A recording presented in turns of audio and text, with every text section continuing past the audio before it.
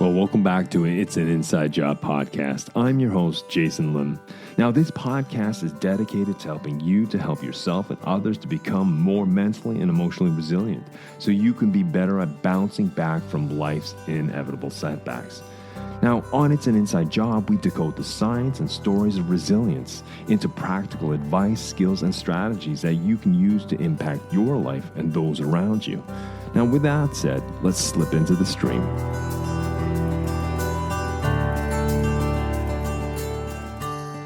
Well, welcome back to It's an Inside Job. I'm your host, Jason Lim. I'm glad you could join me at the top of a new week and a fresh new episode. This week, I'm joined by a gentleman named Cromwell. Now, he's an HR professional with a rich background as an expat. His journey throughout different countries has not only taught him about adaptability and resilience, but has also deeply influenced his understanding of diversity and inclusion in the workplace. Now, Cromwell's experience of starting from scratch in various cultural settings has given him a unique perspective on the challenges and opportunities that come with moving to a new country. This perspective is invaluable in the HR role, where he focuses on equity, diversity, and inclusion. Now, throughout this episode, Cromwell shares his insights from his expat life and how these experiences have shaped his approach to building cohesive teams and nurturing a company culture that prioritizes diversity. And so in today's episode, we touch on a number of different topics, such as how the expat experience enhances cultural sensitivity and personal growth, the importance of patience, positivity, gratitude, and having a perspective of the long game in order to overcome challenges when it comes to adapting to new environments and new cultures, and the significant role of communication and empathy in advancing HR practices centered around diversity, equity, and inclusion. And of course, we touch on a number of other subjects. And so without further ado, I think it's time to slip into the stream and meet Cromwell.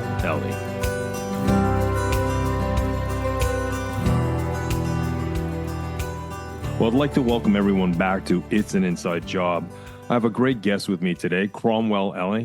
And I have to say, Cromwell, it's a very cool first name. I dig it, and I really like it.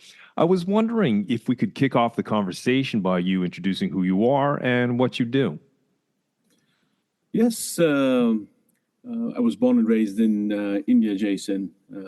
So I have very strong, Indian roots. You mentioned my name, Cromwell. That's because great grandparents or grandfathers were British, and born and raised in India. I moved to Australia. It was exactly 22 years ago when I moved my whole family. I was the last one to move there. And lived and worked there, studied there as well. So I did my undergrad in India before I moved to Australia. I lived and worked in Australia, did my master's there, started working there. I met my wife, a girlfriend at the time, who's from Norway. We spent quite a few years together in Australia. And we both realized, I think, Australia was not enough for us at that time. I was fortunate enough to, get a couple of expat assignments with one of my employers, and maybe we can, I think during the podcast, we can probably go through some of the details. I spent about a year in Shanghai in China, which was a fabulous experience. After that, I did a little over a year in Florence in Italy. It's, if you're an arts lover, I think you'll definitely be jealous knowing that. But I'm not a massive art lover. So I had a job in the oil and gas industry, and the headquarters was based in Florence. I spent 12 months there. Loved it, love every minute. And my wife and I decided to move to Norway, so that's where she comes from. So I've been in Norway now for the past 12 years. So always worked in HR, in all these different countries. So I think I know a little bit about the topic. So hopefully some of your listeners may, find some value in what I share, or at least they have some confirmation in what they know. As we've talked about, there's two areas I'd like to, explore with you. Yourself living and being educated in 5 different countries and working, and to understand what you've learned about resilience and adapting to cultures and how that has influenced you, both with sense of resilience, equanimity, what you've learned about yourself. And in the second half of the podcast, I'd like to explore with you your HR experience, because there are certain things on the radar that are very important right now when we talk about diversity, cultural intelligence, inclusion, and how that plays in, because sometimes it can swing too far to the right, sometimes it can swing too far on the left. And from your experiences, how do we strike that medium? So perhaps, with your permission, if we could kick off, what have you learned about yourself being an expat and living in such diverse countries such as China and Italy and Norway, being educated and in India and Australia? It's you're quite the global trotter. Yeah, Jason, like I said, born and raised in India. So, that's always going to be home, for me. And of course, Australia is home as well. And Norway is home too. But starting off with India, born and raised, in a really strong sort of family and community, culture is really strong. I think that helps you prepare for some of the things, to come, ahead. No one can ever make you perfectly prepared for things, but I think having the support, at home, family, grandparents, friends around, yeah, it teaches you quite a bit of things. And if anyone's lived in India or spent quite a few months or years in India, it's a tough place to grow up, but it really makes you tough as a person as well. So there's a lot of chaos there. There's a lot of love, in India. So that, I think, prepares you for a few things in life. There are a lot of challenges as well. I moved to Australia, and that was a life-changing sort of experience for me as well. I often say that I was born and raised in India, but Australia made me a man, and then Norway made me a parent. Because now I have two lovely daughters here. Moving to Australia was culture shock as well. Working there, studying there, completely different style of education. Focused a lot more on research, on focusing a lot more on asking why, which I was not used to, because the education system that I was part of, it's probably very different now. You couldn't question too many things, so that was a massive culture shock for me. I loved it. I didn't realize I loved it so much that in India I didn't want to study at all, and in Australia I ended up doing 2 masters. And so I mean, so there were great things in Australia as well, but there are some challenges, of course. Being in a different country, trying to find your way around. The resilience actually comes in. If you don't have that, you're going to hate the place or any place. You're not going to enjoy where you are. So you got to really enjoy all the special moments and learn from the tough ones. I guess in India, it's like my father's Chinese and my mom's British, so I have this sort of East-West that I was brought up in. But I presume India is similar to many countries in the East, where it is community. As you said, there's a strong family network. There's a lot of connective tissue. And it's more about the collective in a sense. But I guess moving to Australia, being a very Western type of country, it focuses a lot on individualism and striking out on your own. How was that to move from sort of a collective, very rich social fabric of support of family and friends, that is India, as you've articulated, to being, I guess, trying to find that independence to shift? Was that a big mindset shift for yourself? It was a mindset shift, definitely, but it was a little bit easier for me compared to many others. I guess because I was the last one to move there. My immediate family, my uncles and aunts were there for 30, 40 years before I moved. My brother moved a lot before I did. Parents moved a year or two before I did. So I was coming to a safer place, right? So I already had that foundation, but I know it's a big struggle for, like, say, for international students or people migrating, without any friends or without any family. That is tough. And, they are different, look different, speak different, and trying to get into the system there, it's not always easy. But I had a bit of a head start, so I was a little bit lucky. But I still have to do things on my own, and in Australia, I would say almost forced me to become a lot more independent, than I was in India. Moved to my own apartment at some stage, starting to, earn my own money, pay my own bills. And, that really changed me a lot. Did that serve you well moving to Australia? It allowed you to find more stability? Yeah, it does, but it does scare people a bit as well. Like, moving to all the countries that I have moved to, and I speak to others as well who moved, because of work or studies or just migrated. It is a scary move. Imagine just, packing up absolutely everything, moving to another country, starting from scratch. I had that same feeling, when I moved to Norway. I was like, what am I doing?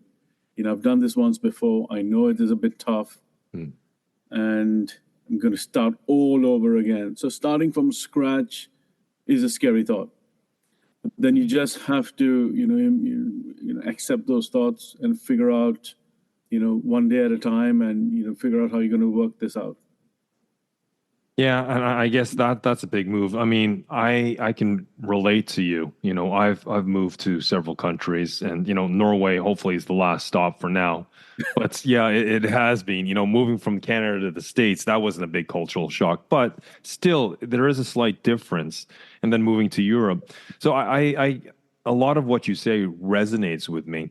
I'm just curious. You said, you didn't really have the motivation for school in India, but once you went to Australia, something lit a fire in you and you managed to, you know, hunker down and invest in yourself and get 2 masters out of the program. What was the shift? Was it something you said? Was it something about the culture that kind of lit that inner fire in you, Cromwell?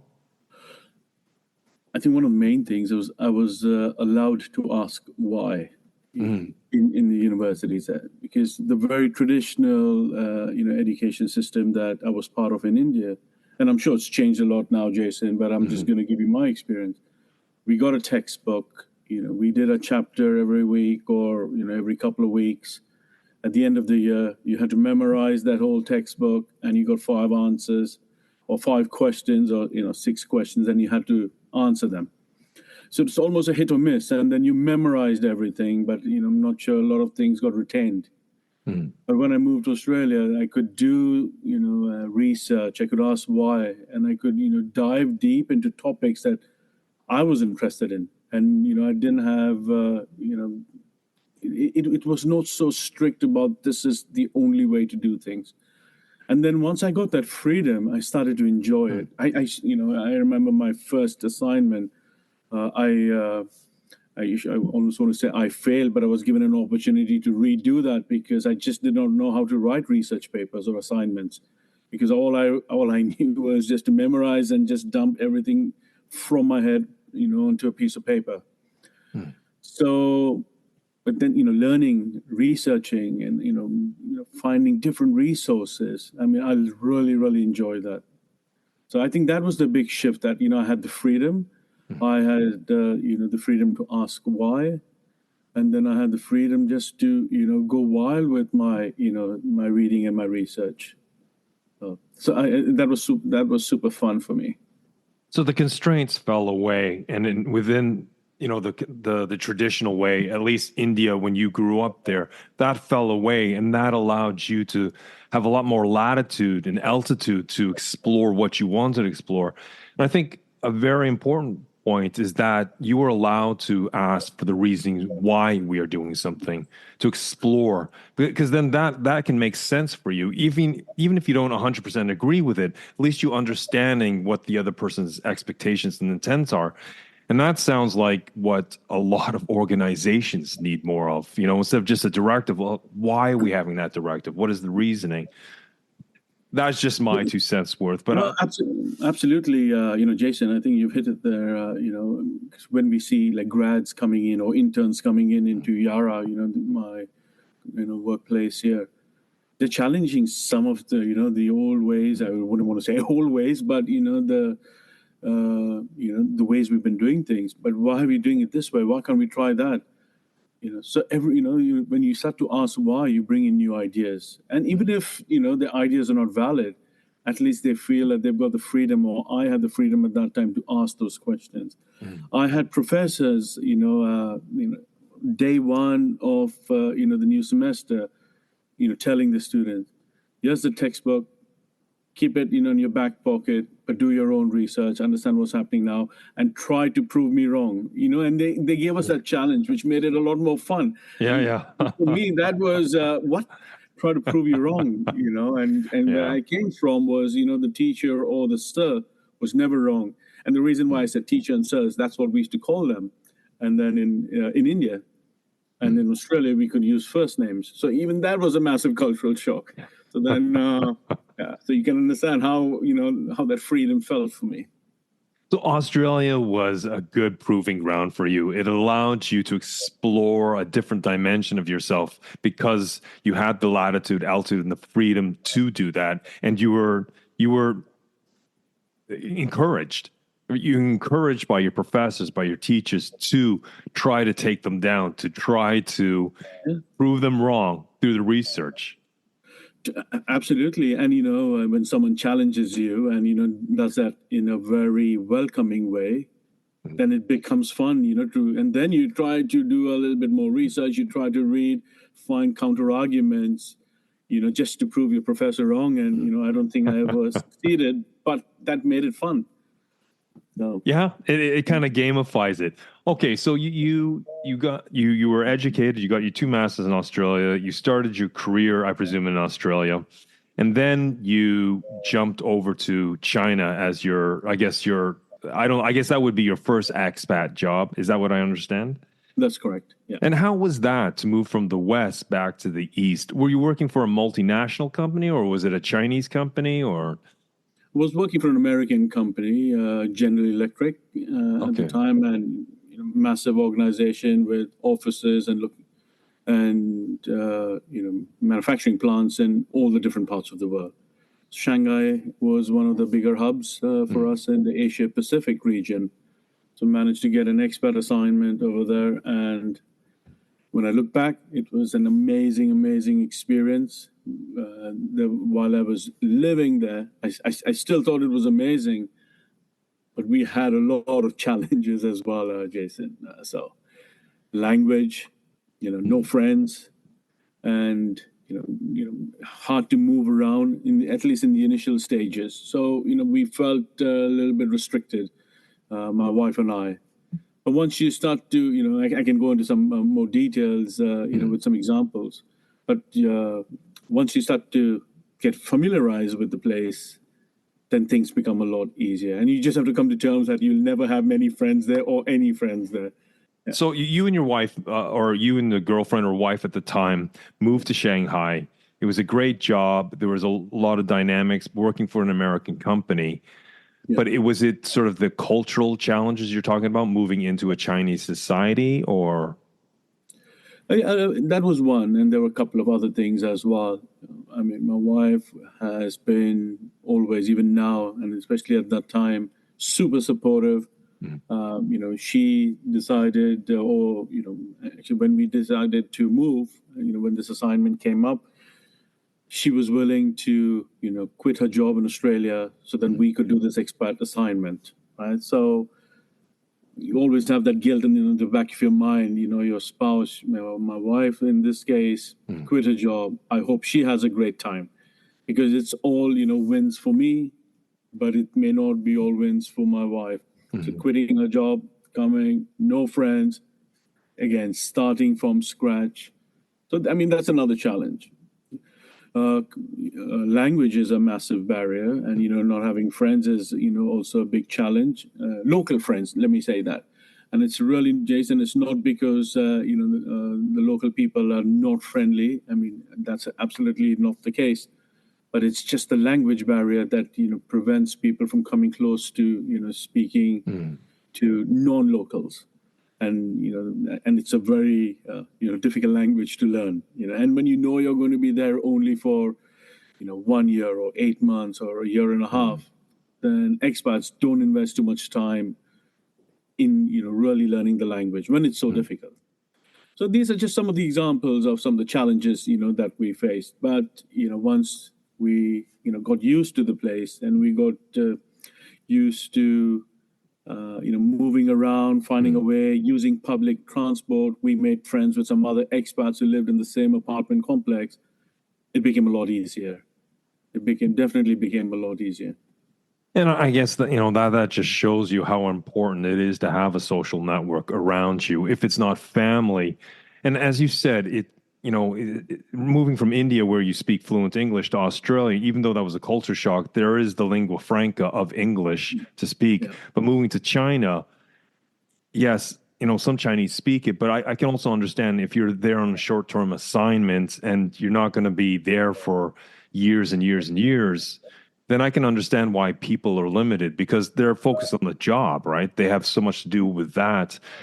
How was it to work for an American company?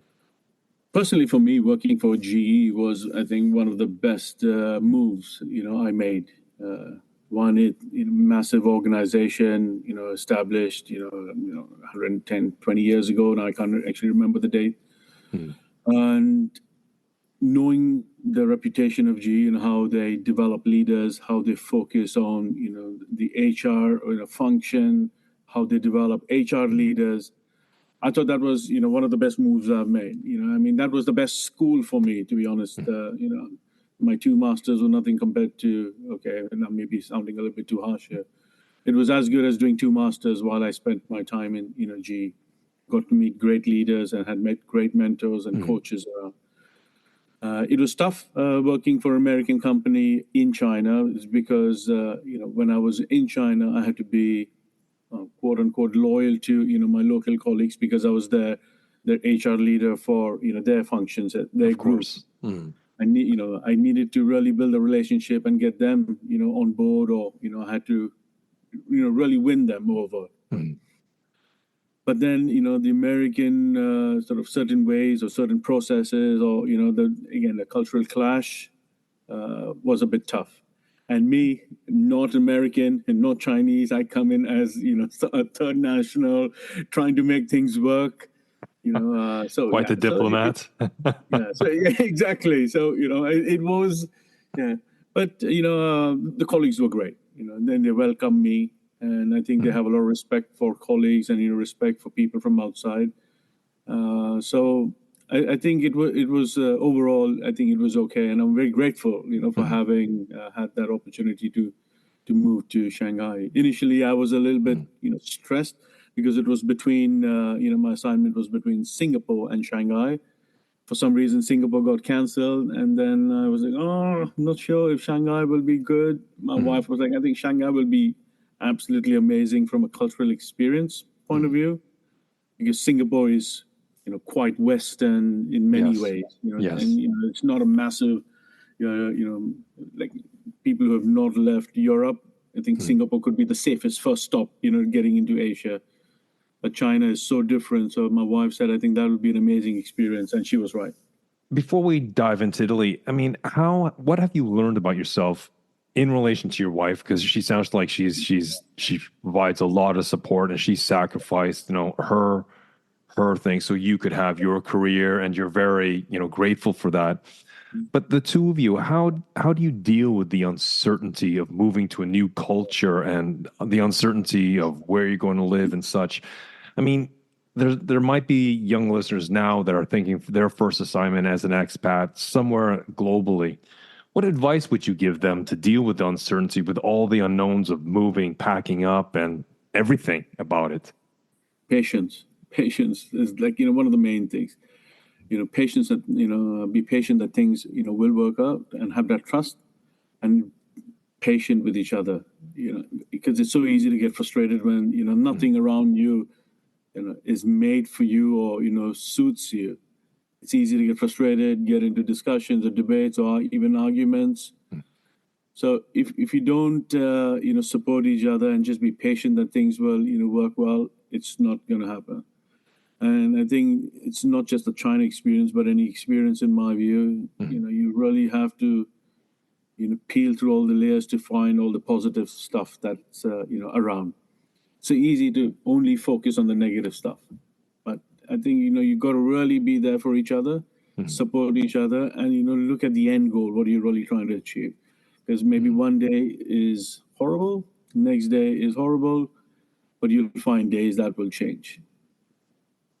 Yeah. So Those days will be a lot better. Most of the days are really, quite good. so you found that you were focusing more on the long game, and the short game you would just accept. So a bad day didn't mean a bad life or a bad move. It just was that. It was just a bad day. And then by keeping, yeah, so you kept your eyes on the prize, on the objective, what you're trying to achieve, you and your wife were trying to achieve. Absolutely. I come from India. There are absolutely amazing things that are there. But you also see, poverty. You also see some difficult, lives. And people live some difficult lives there. We saw that in China. We saw that in Shanghai as well. So I think, trying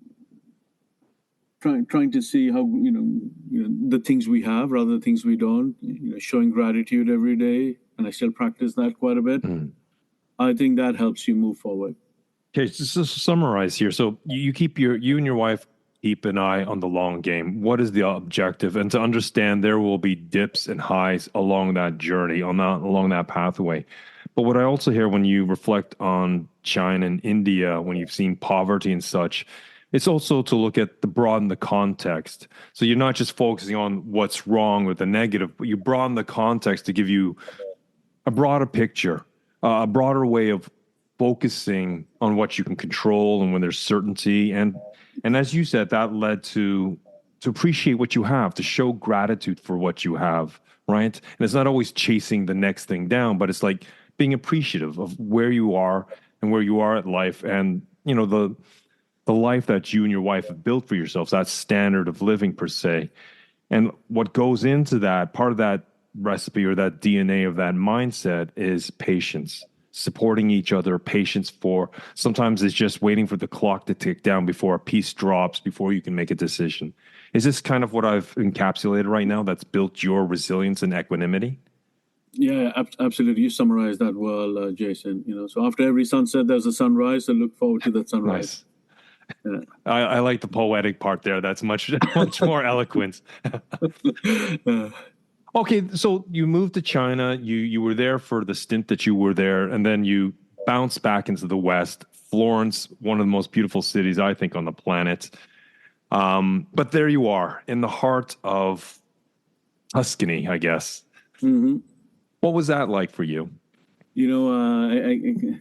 I kind of joke a little bit about this, in China, because of the lack of, language understanding, Mandarin. I had to learn a lot of sign language. And then I say to my Italian friends, where they use a lot of, they use their hands a lot. I said, I think my sign language from China may come quite handy here, talking to you guys. So, I mean, it was amazing, Jason, coming to Europe, moving to Europe, or living in Europe for the first time. And when, the taxi, was taking us, in the middle of Florence, looking at the buildings, the architecture, the crowd. My wife knew a lot more about Florence than I did at the time, and she was absolutely amazed. Like, and you could just see that smile on her face. It was like, wow, this is unbelievable that we get paid to live in a city, like this for 12 months, and and as an expat, it does come with some perks as well. So so we were quite stoked about that. But again, starting from scratch, again, no friends. So, and I think for me, the social part is a big thing, right? Because when you grow up, as an Indian with Indian family, and grow up in India, where family and friends play a massive role in your lives. Then going again to another country, starting from scratch, you do feel like, oh man, let's start this all over again. But the excitement of being in Florence kind of counterweights that one, so. And then starting from scratch again when it comes to work. Although I was in the same organization, but you have a new team, new location, new business. Starting from scratch, it's like starting a new job all over again. So yeah, so the job was new, location was new, amazingly new, and starting to make friends again. So that was pretty cool. But I guess you had a formula in the sense, the expat community is one place to reach out. Exactly, Jason. Actually, that you reminded me about that. Yeah. So we knew some other expats, in GE, my company, and then you get to meet people outside the company as well. But the expats within GE is the first place to go. You're alone, I'm alone. Let's be friends. So that's how you start. You meet after work, and it's one of the great things, or something that settled very well with me in Italy is the social life that they have outside work. People, on a weekday or Monday, Tuesday, any day of the week, people will just go out, have a couple of glasses of wine or beer or drinks of their choice, and we'll have a small meal and go home. So it's not only work and then go home, like what we had in China. So I think that was a big difference. It became a little bit easier to make friends in Italy, or make friends who are colleagues. And so from Italy, you and your wife decided she wants to go home, and you decided that sounds like a good idea. And then you've been in Norway for the last dozen years, 12 years, I think you said to me. Yeah. How exactly. was, obviously, your wife's been out of the country for a while, and to come back, it takes time for her to acclimatize, but that's a lot faster. How was it for you from Italy to Norway? I knew what I was coming into, because I knew about Norway. I have been to Norway a few times before I actually moved to Norway. I actually got married in Norway. So I knew the culture, or I don't know, I wouldn't say I knew the culture, but, had an idea what the culture is like. The work life I would know because I had a lot of colleagues, Norwegian colleagues. So I think I was a little bit more prepared for Norway than I was prepared for China and Italy. And I also was very fortunate that the department and the function that I was working for in Florence, with the same company, I moved locations. It was pretty much like on paper it was as simple as that. Okay. Same business area, same team, and then I moved to Norway. So yeah, I think the transition was a little bit easier, but living, experiencing a second winter is a bit harder than the first one, I have to say, because the first one is always, it's quite normal, right? Oh, a lot of snow, white Christmas. Second one is darkness and cold and darkness. Shoveling snow, trying not to break your knees on the slipping on the ice and everything else that comes with it. That is true. When you leave, to get to work in the morning, it's pitch dark. When you come back, it's pitch dark. So where's the sun? Right? So you got to get really used to that. So I'm been here for 12 years. I'm used to the cold, but I'm not used to the darkness. I'm still not used to the darkness. If you move from Australia, where you see blue skies and beautiful weather, pretty much most of the time, or at least in Perth. Coming to Norway, I think it's an adjustment. But the beauty is that you have 4 good seasons over here, and you can see the change happening all the time.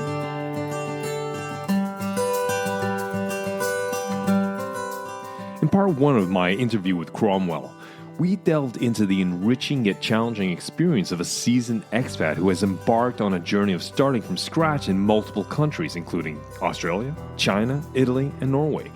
Initially from India, where the culture emphasizes collective mindsets and strong family and community ties, Cromwell faced a significant cultural shift when he moved to Australia. In Australia, the emphasis on individualism taught him the importance of independence and introduced him to a more inquiry-based educational system. Cromwell learned to ask the question why. He was encouraged by his professors and his teachers and his educators to question why, challenge them, try to prove them wrong. And in this freedom, in this latitude and altitude of learning, and this exploration, this fired his passion for learning. And then from Australia, he made his big move to China as an expat working with General Electric. And as Cromwell said, working with GE was one of the best moves he could have made. His position allowed him to grow and develop and learn so much. But moving to China also had its challenges. Yet, in these challenges, Cromwell discovered the power of patience and adaptability. By embracing patience and focusing on the positive, He navigated the complexities of living and working in a new culture. His experience underscores the value of maintaining a long-term perspective and not getting bogged down by short-term hurdles. And it's about cultivating gratitude for the opportunities and experiences that come with such grand moves. Moving to Italy marked his first European experience. It brought a fresh set of adjustments and learnings, further enriching his journey as an expat. Through Cromwell's story so far, we learn about the importance and the impact of embracing change and the unknown, and the importance of developing mental tools such as patience and gratitude to navigate challenges of an expat life. So now let's slip back into the stream with part 2 of my interview with Cromwell Elliott.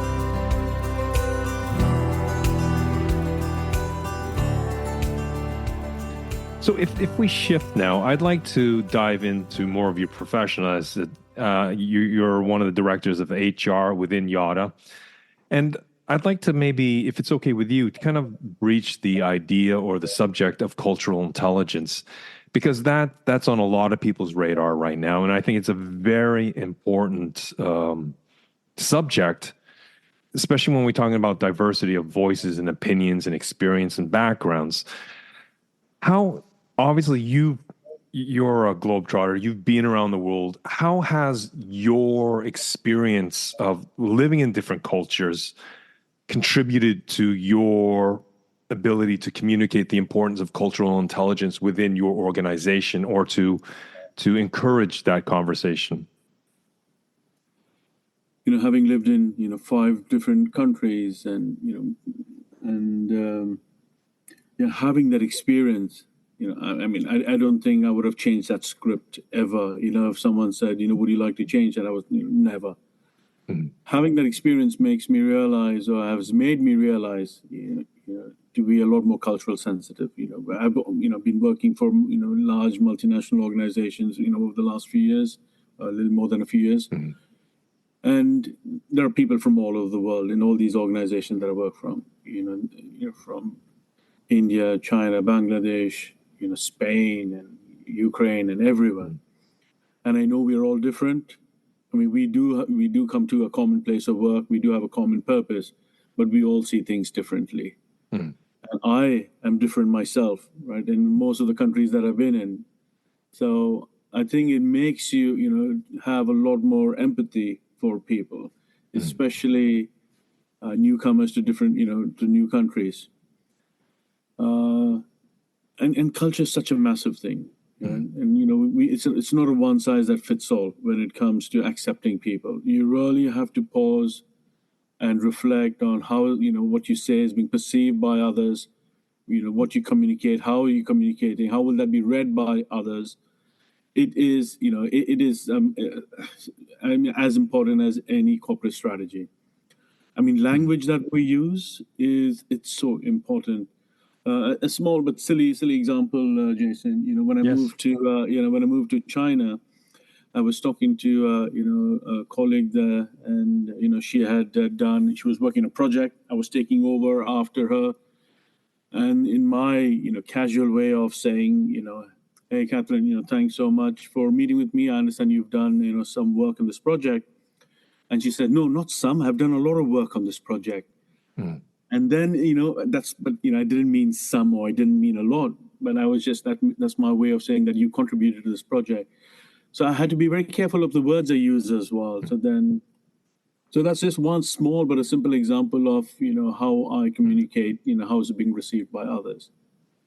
And it could come down to that, as simple as qualifiers, where you just said some work, but you just meant it was just sort of the language you used, but she obviously misinterpreted it to the extent thinking I did a lot. So it could even be as simple as qualifiers, for a verb. Exactly. And, it means a lot for people because, they've worked hard on things. And then if you don't use the right words to appreciate and acknowledge their contribution, I think you would offend someone or you'd make someone feel really bad. And if they are, introverts, or if they are people who are really sensitive and, non-confrontational, they may not say that to you, but they'll take that home, and, they'll let that brew and, just make them feel very unhappy. Now, a manager or leader might be listening to this and says, that is great to have the patience and to have the luxury of time to explore language and stuff. But they may be thinking, and this is just to challenge you, this Cromwell guy, I understand where he's coming from and I understand what they're trying to kind of communicate. But, I'm under such pressure. I need my people just to do their business. I pay them well. They got to move fast. I can't constantly worry about all the cultural sensitivities or the minefields. I need to get the job done. What would you say to this manager? What advice or suggestions, understanding the pressures they're under, whether they're male or female, what advice would you give to them if they feel they're under the gun? I don't know who said this, but there's a very popular sort of saying or an expression. If you want to go fast, go alone. If you want to go far, go with people. Right? Go with Well others. said. Mm-hmm. So if you really want, it depends on what their objective is. If it's like they're trying to achieve something in the very, very short term, and that's all that they think about, maybe they will not be able to work with others. They'll probably just need to go and do things on their own. But if you're thinking of the long game, and if you're really thinking about long-term objectives, 2-3 year plan, I think spending some time investing in people's onboarding, people's emotions, and getting to know people and the cultural backgrounds, it may seem a bit fluffy, but if you win people over, I think you'll get 10 times more of that investment back in terms of contribution, in terms of loyalty, in just terms of being human. So I think you have to spend some time. So then my feedback to them is, or my question to them is, are you here for the short term or a long game here? So, and we're all here for the long game. We may have short term targets, but doing stuff with people will take you a long way. No, it's such an astute point. It's the ability to build bridges, the ability to build rapport, because all of us, regardless, male, female, whatever, we need to. From my experience, I know we need to feel our contributions matter. That I'm part of the tribe. That I have that status and respect. I have that stability, and that I'm valued for not just what I contribute, but valued for what I can say. But I have to be a big boy and understand that some of my thoughts they won't float, they will sink, but other ones will float. But I need to have that sense of ownership that I'm part of the contribution of whatever we're trying to achieve. And I think what you said, it's the long game. We may have short-term goals, but it's a long-term perspective that is much more valuable. Is that what I understand you're saying? Yeah, absolutely. And, all colleagues, all people, everyone, at least, I was talking to a colleague, actually an external person, consultant, and she summarized it really well in 3 things. She says everybody wants to be seen, everybody wants to be heard, and everybody wants to be developed. And I think if we invest our time in doing that, I think you'll get a lot from our colleagues. You'll get a lot. And you'll have, a collaborative team is much better than, one person trying to drive things. It is not easy managing people. It's not easy investing, in their time because, sometimes it just takes too long. But then if you're a leader, it's almost your duty to, spend time with people and invest in them and develop them. And I'm not saying we need to handhold and spoon feed people all the time, but you have to invest a little bit of time in the development and bringing them over. Culture is always very soft and very fluffy for many people, but for me, working on those people skills is the hardest. The hardest thing than other technical skills, because that's something that you can learn, but people don't come with user manuals. So you may learn one set of skills to manage JSON, but Cromwell will want something very different. So you have to invest that time. Just to riff on what you said, when I'm brought in as a coach, sometimes working with, let's say, a multinational team, right? There's always going to be the majority of people, and then there's going to be, a selection of minorities, however that breaks down.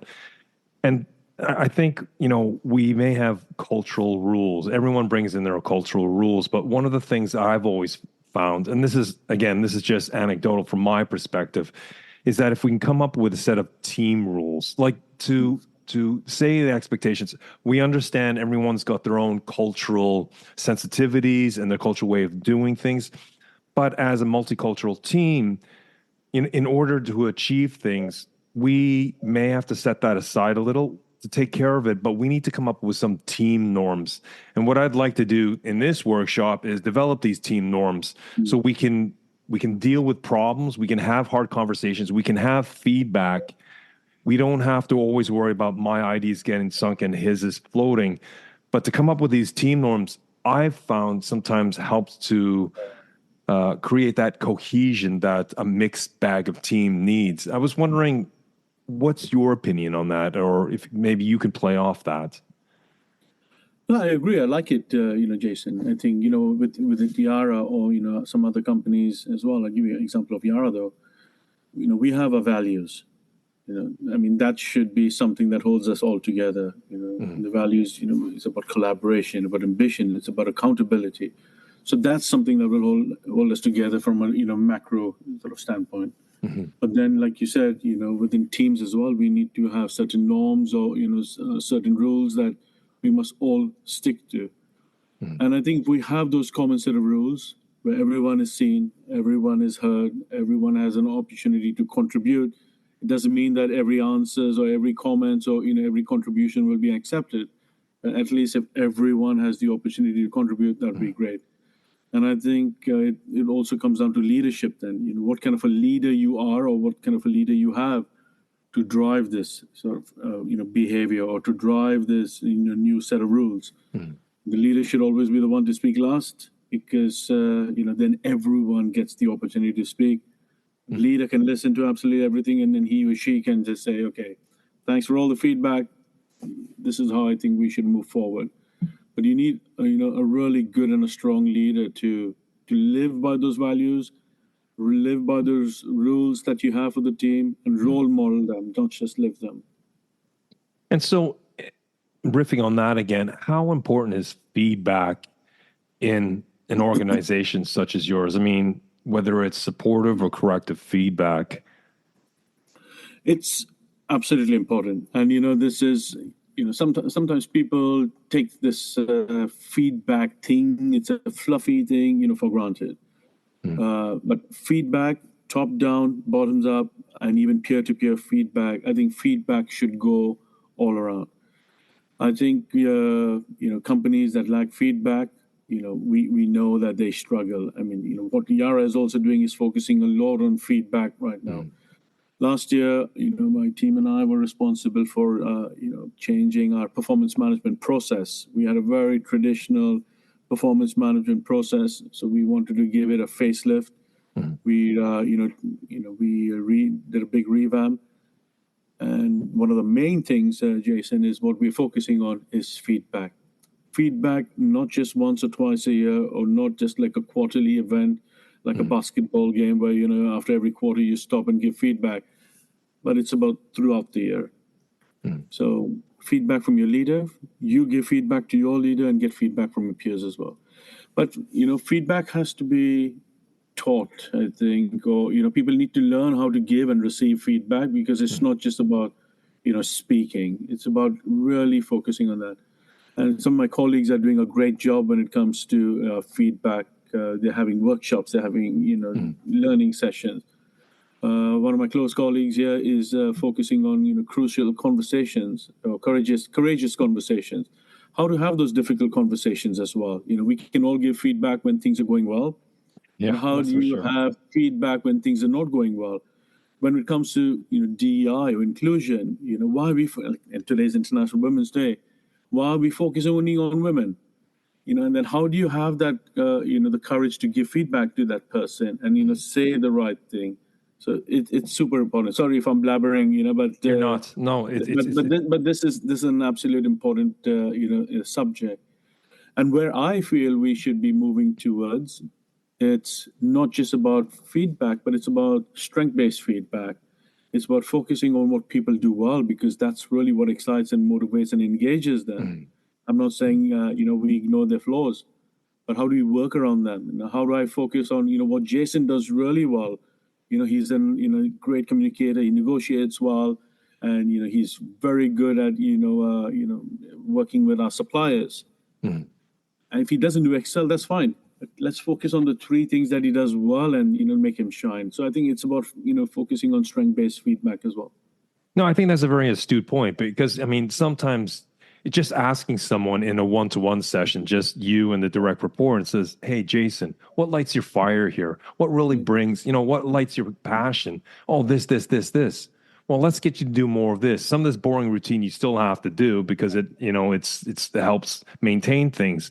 And I think that's also a really good way. Sometimes feedback is asking, right? Feedback can be in the form of a question, an open-ended question to discover what the other person is thinking, what lights their fire, and then to maybe design a job so there's more gravitas or weight towards that. So I really like that approach. Yeah, and I'll give you a real example from like right now. I absolutely hate doing purchase orders, and if we engage with an external vendor or supplier, oh, even if you paid me, I don't think you could pay me enough to do that. But sometimes we have to do that. It's painful for me, and that's really not. I don't leave my home to get to work to do purchase orders. But I have a colleague who loves doing that operational administrative work, and she is so good at it. I mean, she will chase the suppliers, she will look at every single detail, and she finds way to save money, and that really lights her fire. Mhm. So for me, I have to partner with her. I was like, hey, can you do this for me? And and then I can do something else. But if that's something that she gets really motivated and engaged with, I'm like, great, you do that part, and I can do something else. So we're both happy, and I'm not struggling at the end of the day. Doing a few hours or minutes of purchase orders. So focusing on what we really enjoy, building on that, I think it's a great way to keep people engaged and motivated. One of the biggest conversations right now is about diversity, inclusion, and equity and such. And in some organizations, especially American Canadian universities, you're seeing it swing so far to the right that it actually, what you said in India or what you learned in Australia, you could ask questions, you could question. But in a lot of these organizations now, and I speak maybe towards universities and some companies in North America where it's almost dangerous to bring it up, where the majority feels they can't say something because of the oversensitive minorities. I was wondering, how does an organization strike the balance between not going so far to the right, where we feel if I say something, I'm going to be seen as ageist or a chauvinist or a racist, and that's not their meaning. Their intentions are noble, but at the same time, making sure we do include a diversity of opinions and experience and knowledge and education and such.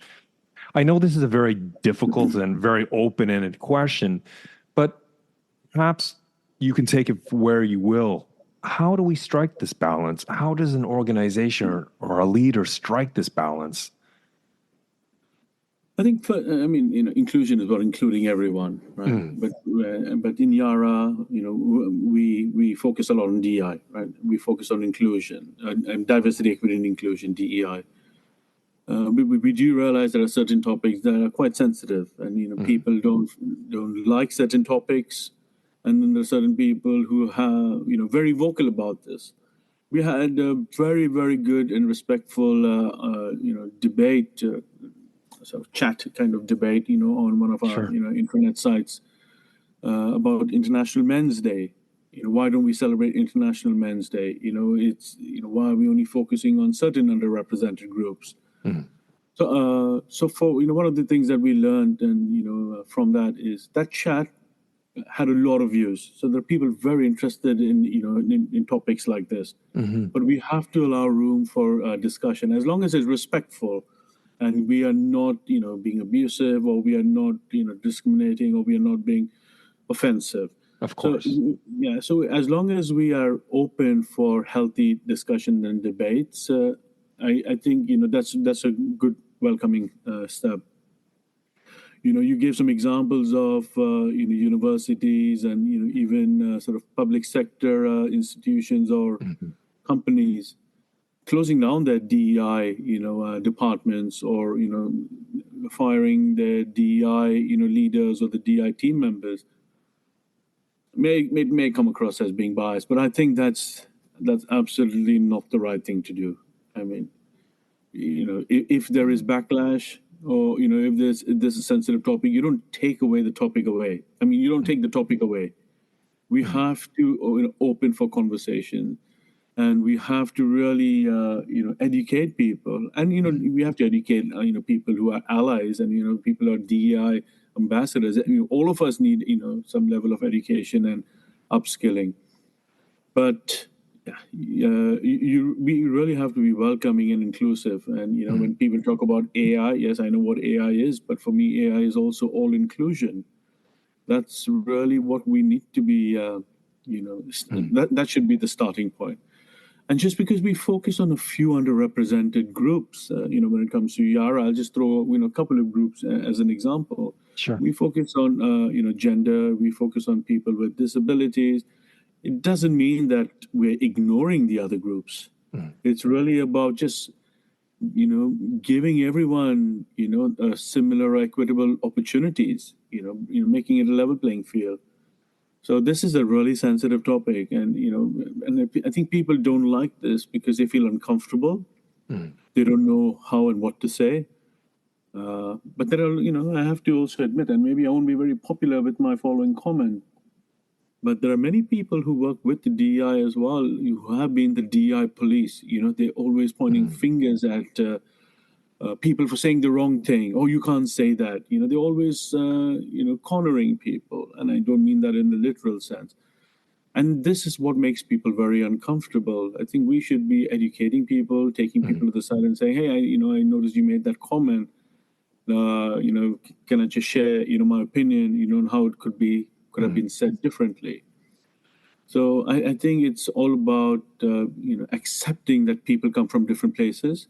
And one of my, friends, actually more of a DI network from another organization, said, sometimes people from DI, we need to go to where people are and bring them over because they won't come over to us. So I don't know if I actually answered your question, but I know I spoke quite a bit. No, but I mean, what I hear is that having the conversation is necessary. We need to put it up into the light of day and not shove it under the carpet. The conversation needs to be had, but it has to be had in a way that is respectful, that is civil, where we can address things. And anything about abuse or any of that has to be put aside. And if that does come up, usually it comes up unintentionally just because that's the words they choose. And I think it's important to take that person aside, obviously not do it in front of everyone, and just give some feedback. So I hear feedback is also another thing.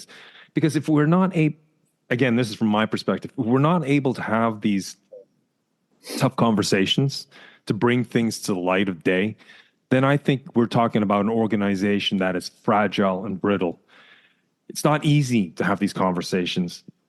And I think you made also a very point, because this is the heart of resilience. Resilience has to be earned. You need to experience it. You need to have those hard battles to toughen yourself, to have a thicker skin. I think also you brought up a very relevant point. It's some of these people that work with diversity and inclusion that they can be so restrictive, where they're policing everything.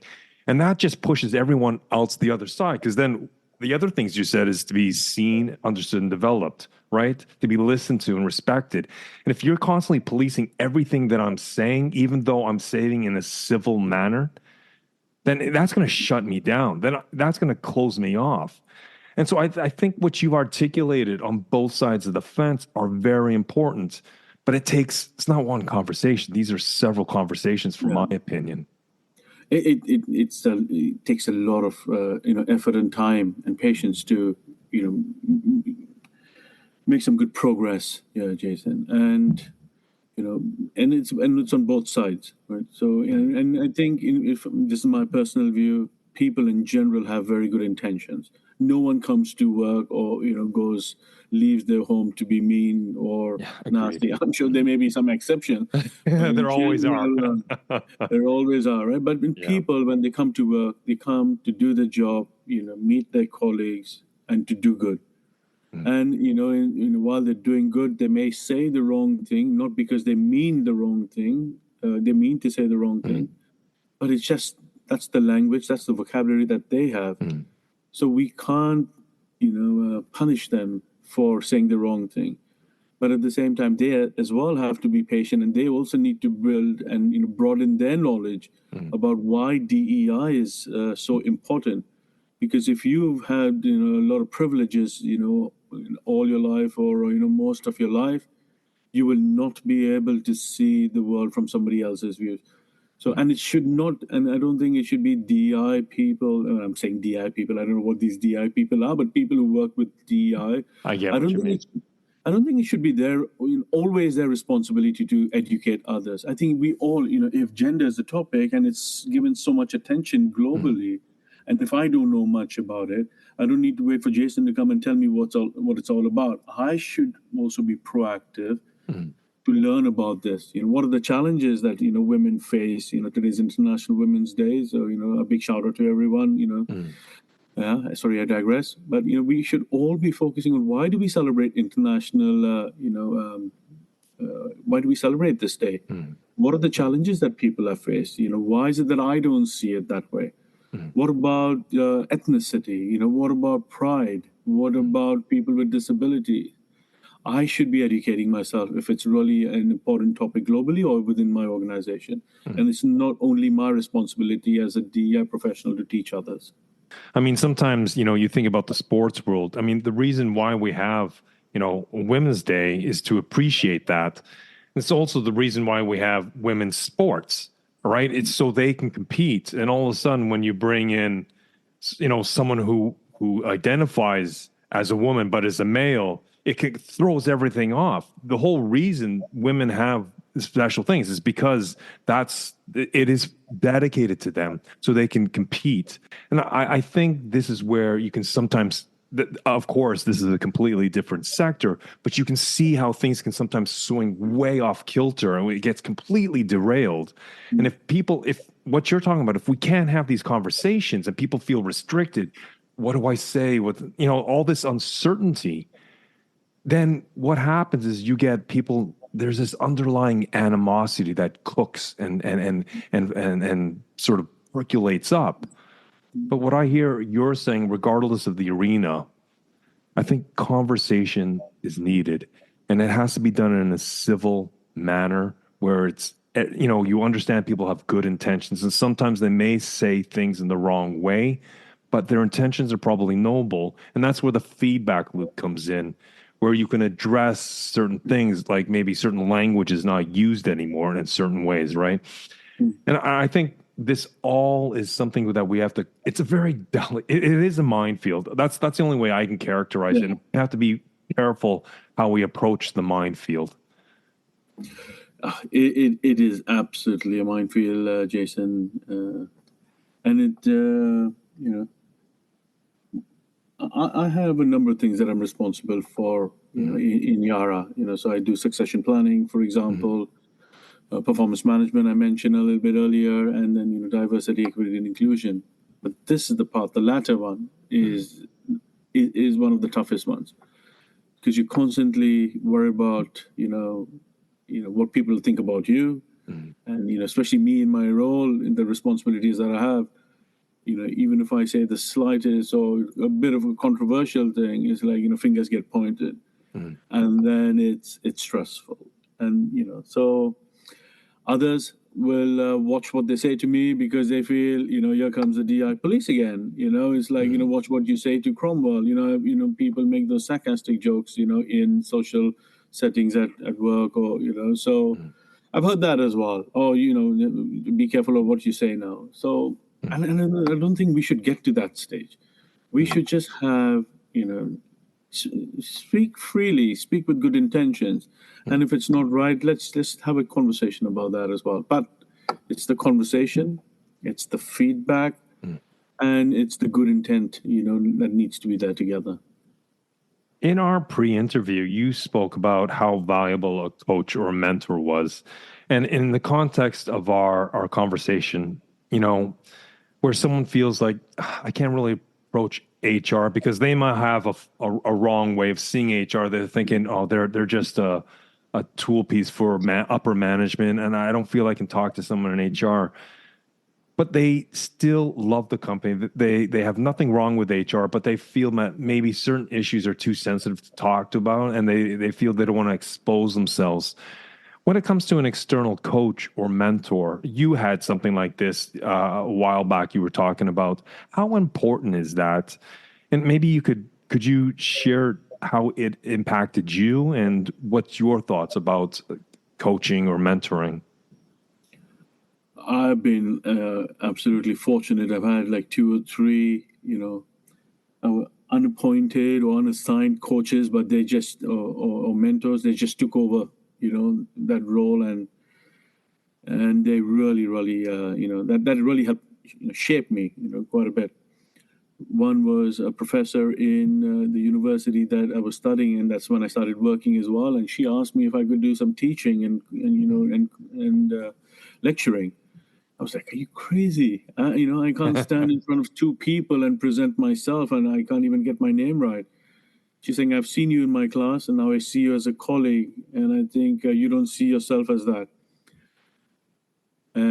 So I said, "Okay, let me try this." I needed the money as well, So I said, "All right, let me give it a go." And the first lecture, I don't think I did that well. I got feedback. She coached me, guided me, and then long story short, I was lecturing master's students, on HR. So and you need someone else to see something in you, to guide you, to help you, with the blind spots that you have, and to build that confidence, have those conversations. Comes back to the conversation. And what would you do in this scenario? What should I have said in that scenario? I don't think I said the right thing. How do I recover from that one? So she helped me with that. When I moved to GE, somebody else took me under his wing because he knew that I was struggling with the certain things, but he could also see that I could contribute in a very good way in many other things. He guided me. He coached me. The lack of confidence that I had, maybe we all still lack confidence in some areas, but when I did at that time, he actually helped me quite a bit. So coaches, mentors, I think it's as important as anything else in your lives. I mean, Roger Federer, Rafael Nadal, Usain Bolt, all these top athletes. I mean, they could run in their sleep or play tennis in their sleep, but they still have coaches for a reason to help them, stay focused. Watch, and make some small tweaks, to how they do things, what they say, what they do. It's super important, Jason. Yeah, because I think you use the term blind spots, and I think that's a very eloquent way of talking about, because we can get lost in our own subjective storm, our own subjective way of seeing things. But having an experienced, knowledgeable, and trustworthy coach or mentor, he or she is able to give you an objective perspective that you may have not have seen because you didn't have the reflective mirror to see that. And there's no way you would have seen it, but that's what they bring to the game. Whether you're talking about these top athletes, well, they get locked in their subjective things, even though they've been toiling at their and training in their specific discipline for years, if not decades. But that coach still allows them to give a new perspective of a situation, to shift that. And through that shifting of perspective, you see the same thing in a whole different light. The blinders are being removed. And I think that's very important because coaches and mentors have also shaped who I am today, myself. So I completely concur with you. And coaches could, you don't really have to have a coach as a coach. Coach could be a colleague, it could be a senior leader, it could be a peer, it could be anyone, giving you that, external perspective. I had someone tell me, and yesterday, I've had, a couple of challenges with a couple of my colleagues, and although others agree with, what I've said and what I've done, and, they see it from my perspective. Actually, quite a few agreed with me, and put it in very simple words, they know that I'm right. But this person I was walking to the train station yesterday, she said, Cromwell, although you're right, maybe just reflect on what did you say, what did you do that maybe have triggered that kind of reaction from them, right?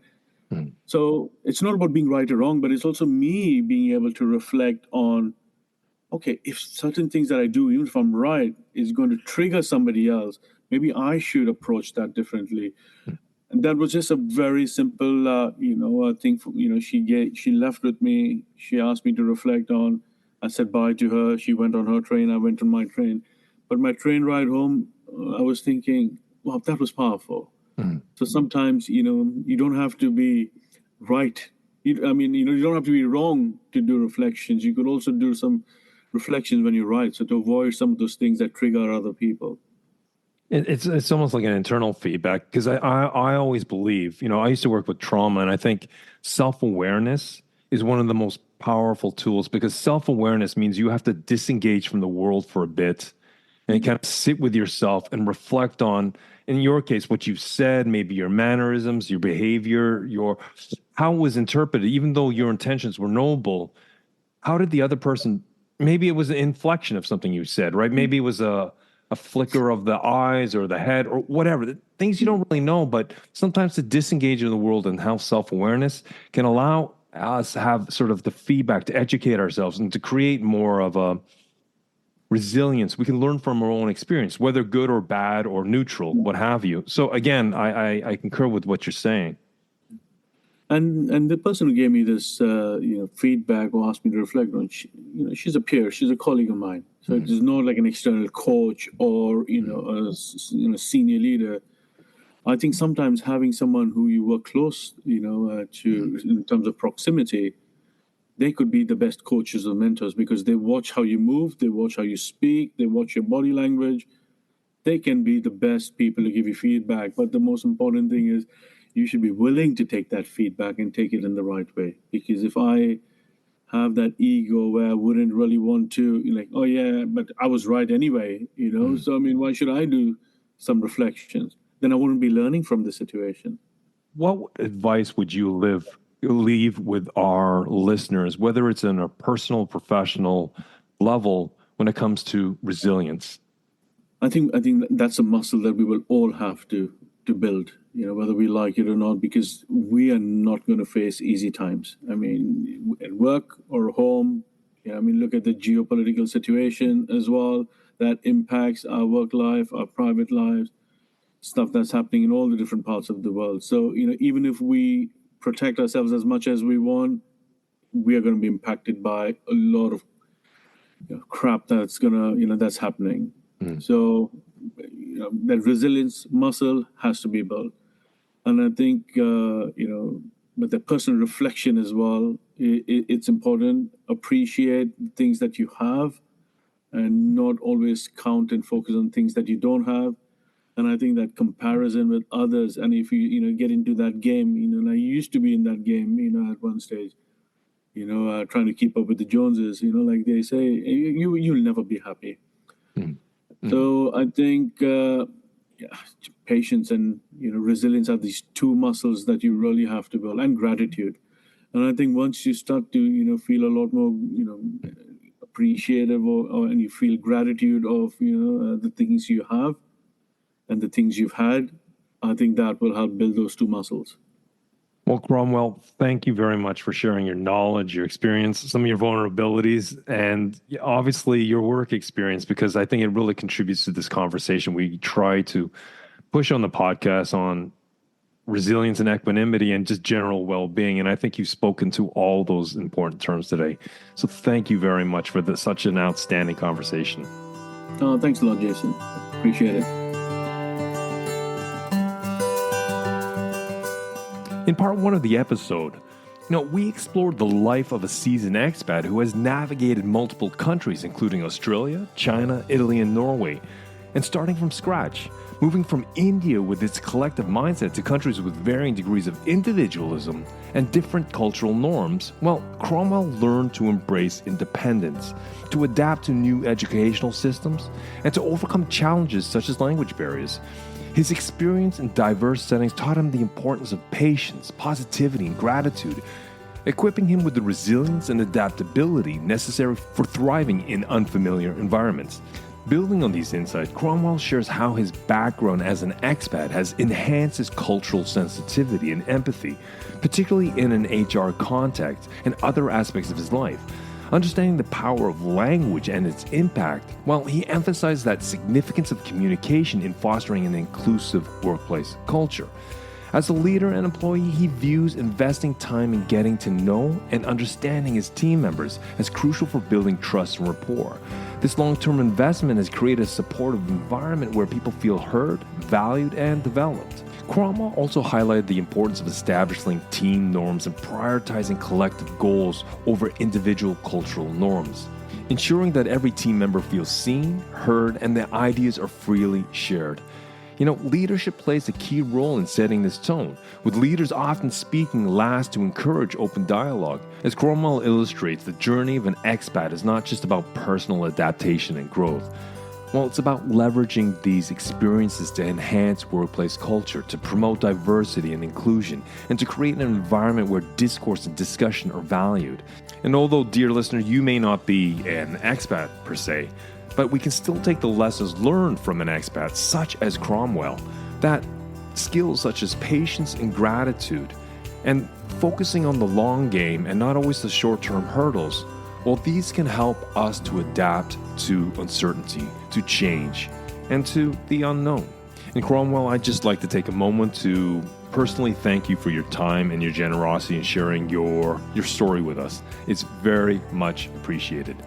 Well, folks, if you like that episode and you like some of the other episodes you've heard on this podcast, please do me a favor. Go into your app that you're listening to the podcast right now and leave a recommendation. And if you could suggest it to 2 friends, 2 colleagues, 2 family members, you'd be doing me a huge favor in spreading the word of this podcast. Well, thank you for showing up for another week and allowing me to be part of that week. And until the next time we continue this conversation, keep well, keep strong, and we'll speak soon.